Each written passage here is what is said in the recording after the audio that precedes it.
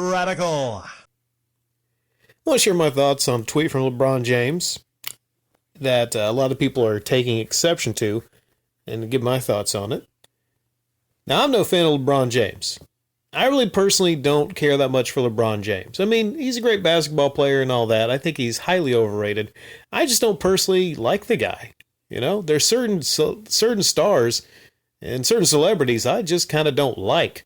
So I tend to root against LeBron James, just to be perfectly transparent. But, you know, he is a great basketball player, but I root against him, and I think he's overrated. Okay, so just putting that out there, right? LeBron James tweeted, "Getting close, but I won't be in the lineup tonight. But more importantly, I will be there to put up that championship banner in the rafters at Staples Center in front of our fans." Here's the issue I got with that tweet, right? Sounds to me like LeBron James really doesn't give much of a fuck about the regular season game compared to putting up that championship banner. Because he said right there, more importantly than being in the lineup. More importantly than being in the lineup to play in front of the fans. You know? Yeah. See, I take exception to that. And I know the guy ain't 100%. I'm sure he is still, that ankle sore. I'm sure it is. And he's not a spring chicken anymore. So, you know, LeBron might get a pass. But I just take exception to that tweet for saying that putting up that championship banner is more important than actually playing in a game. So who's the biggest offenders? And what is wrong with the NBA this season? Well, I point to teams on the load management. Load management is the problem. I don't know if it was started by Kawhi Leonard, but, you know, a lot of people definitely started doing the load management after Kawhi. Because they can fucking get away with it, right? Who's the biggest offender? It's not LeBron James. And I don't think it's Anthony Davis. Maybe, possibly. I think Anthony Davis is just like as soft as fucking toilet tissue. I don't think he's faking his injuries. I think he steps onto court, you know, has a great game, then the next game, whoops, my leg, whoops, my back. You know, Anthony Davis, I think, actually got an injury on top of an injury. Like, he got injured, and then he had another injury on top of the injury. So I don't really think the Lakers are faking with these injuries. The New Jersey Nets. Bunch of fucking injury fakers. Bunch of fucking injury. I'm calling them out right now. Because here's the thing. You can't tell me that there's not a reason that there's only been 7 games total where James Harden, Kyrie Irving, and Durant have played in the same game. Them motherfuckers are playing musical chairs. I said it, they're playing musical chairs.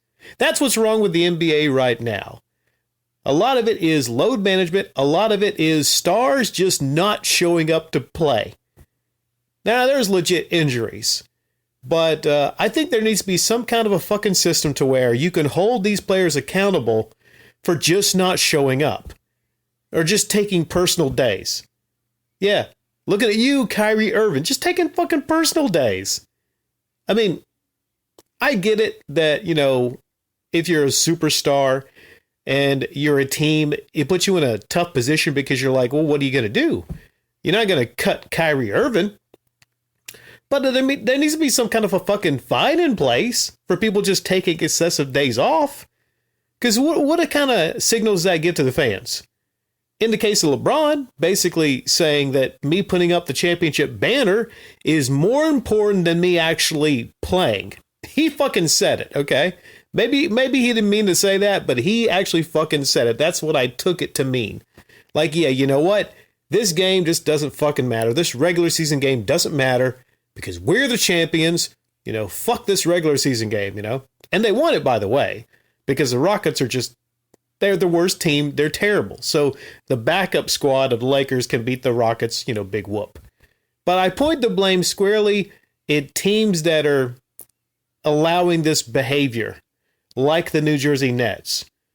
Because, you know, there are certain players that don't cheat the game. You know what that means? You don't cheat the game.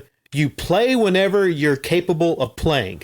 You go out there in front of the fans and you give them the fucking show that they deserve to have because they pay lots of money, especially for the good seats, to watch those players play. What's wrong with the NBA is people like Kyrie Irving and Durant and Harden and their fucking musical chairs.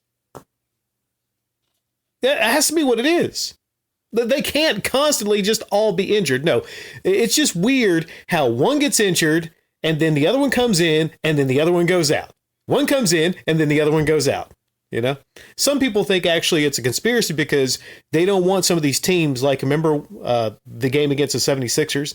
They don't want some of these teams to actually know either how good they are all together, you know, or they just don't want them to get any video footage.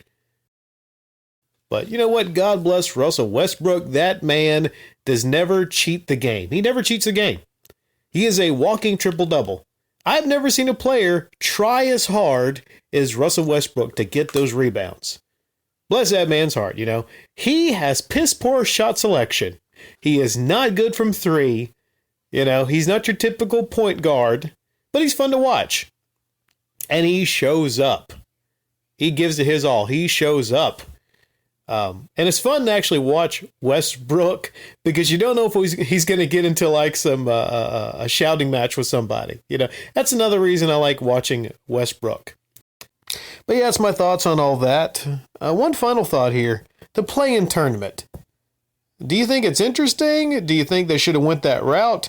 One possibility we might have in the play-in tournament is Curry versus LeBron, the Warriors and the Lakers. You know, in the play-ins, not in the playoffs, but in the play-ins.